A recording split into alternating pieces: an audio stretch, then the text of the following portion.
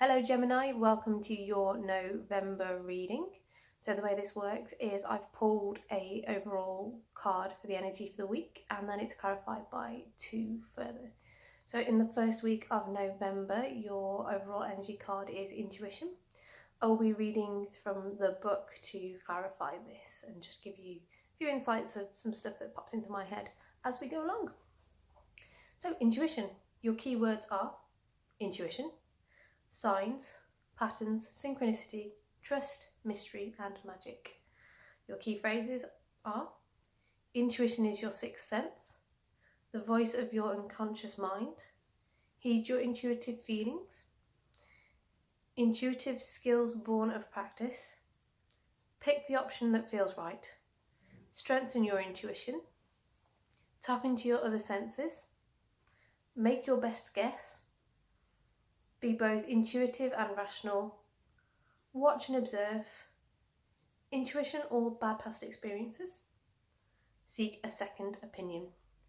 So in the first week of November, the cards are asking you to kind of go with your gut feeling. Is a gut feeling about a plan you're making, a situation you're already in, that kind of needs you just to take a moment to look past like the logical situation and just kind of how does this feel? How do I feel about this? Am I slightly nervous about it? Am I excited about it? Do I feel anything about it?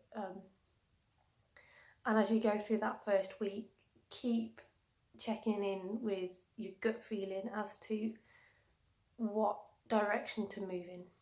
So intuition is clarified by the King of Ariel. Your plans are working out very well. Professional and financial success, using resources wisely. So having this intuitive ability to kind of see where your gut thinks things are going to go, you will be looking at your plans and kind of taking a look to see how well they have gone. And in this case, it looks like they're moving forward very nicely if you haven't seen a result yet. And that they will guide you to using your resources well, whether it's people, finance, bits and bobs around the house, or anything else that you can class as a resource. Secondly, clarifying that is the Page of Ariel. An excellent opportunity will be offered to you. Scholarships or the pursuit of an education. Time to get to work. So maybe with the second one, you can see that you've made a really good plan. Your intuition's kind of going, okay, let's go for this. Let's work this. I can feel something good about this. And now it's actually time to step forward and start actually putting those plans into action. Or maybe there's something you've thought about studying, you want to take on that little bit of a new challenge now, and there's this calling to maybe learn a new language, learn a new skill, have a look at a different career than the one that you're in. But whichever way your intuition's pointing you this week, it'd be good to at least look down that road and maybe make a plan to get started on that journey. Your overall energy for week 2 is the 10 of Earth. The keywords for that are synthesis, harmony, highest ideals, reward, inner peace, authenticity, grace, look within.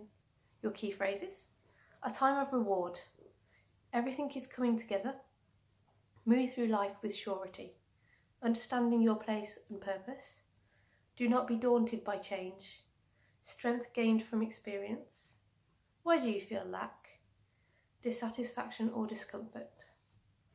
So for this week, again, having a sneaky look at the next two cards down, which you will see in the top left corner of your screen, you can see that it is kind of about having and making choices, and there potentially being a challenge to resolve. But it would appear from the overall energy that these challenges are kind of more of a niggle rather than something that you need to worry about, and that once you get past them, that there is a great reward for you, whether it's leading from your first week and you've put a plan into action and you've now started to see that actually maybe it wasn't as tricky as you thought, or that the rewards are going to far outweigh anything you could have ever thought of in the first place. The one thing I have noticed on that card, and it kind of noticed it as soon as I pulled it earlier, was that she is holding a darker mask. Has something been revealed to you through the first week where you don't feel you have to hide, that you can maybe approach things in a different, slightly lighter way? Either way, she seems to be revealing herself. Is there something that you want to reveal this week? Is there a plan that maybe you want to share, that you've perhaps just kept quiet, not hidden, but quiet, and you've worked away to yourself? If so, fantastic. So we'll move on to the Two of Gabrielle now. So this is your first clarifier. Make bold and ambitious choices. Great progress is possible. Important relationships with people who share your vision.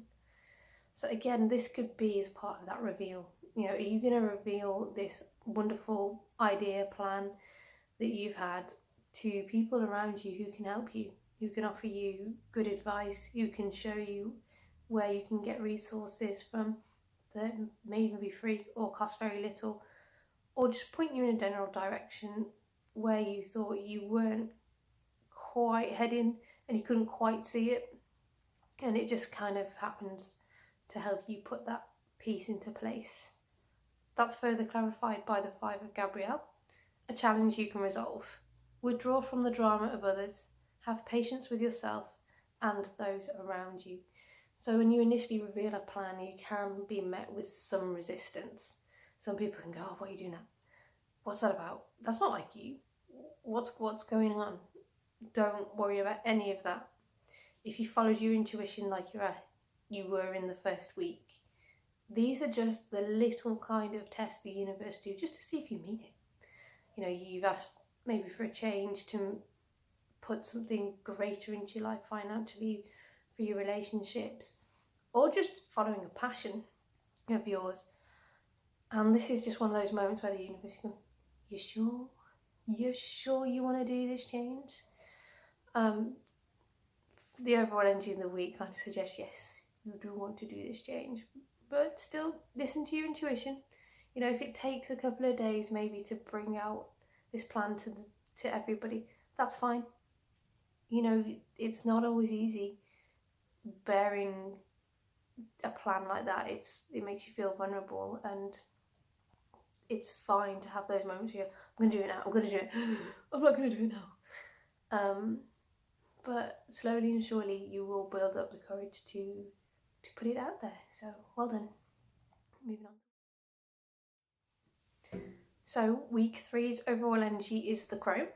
Her keywords are feminine power, fearlessness, authenticity, individuality, independence, new purpose, freedom, shadow self.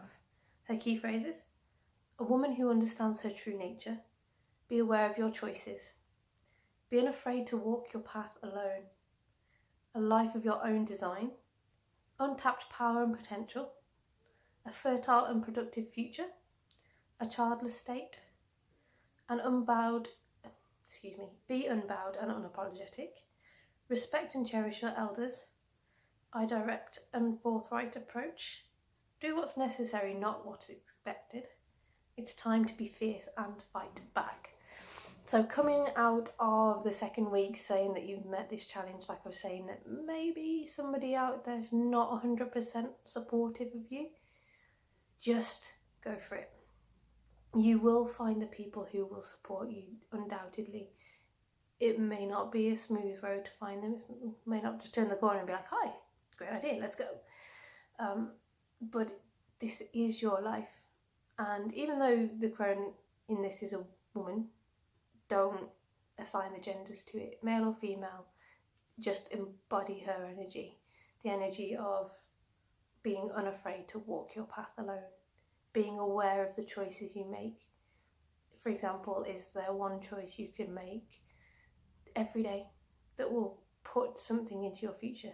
Some people, for example, will take half an hour in the morning out of sleep time, so they get up half an hour earlier and just do something different, whether it's read a book on a subject they're passionate about, meditate, watch a YouTube tutorial on something that interests them, but just taking those little changes and applying them daily will eventually lead to a greater change. So clarifying the crone, you have perspective. There's a better way. Pause for reflection, insight, dare to be different. Again, this could be that you've spoken to somebody about your plans and they've said, well, don't do this, don't do that. Follow your gut instinct. These people around you may have had some experience in the past which could shadow their opinion now. But also maybe you need to take a step back and just have a look to see if there are better ways. Is there somebody in your life that could offer you a little bit of advice in the way you can tweak your plans, but still remain entirely yourself and doing things a little bit differently?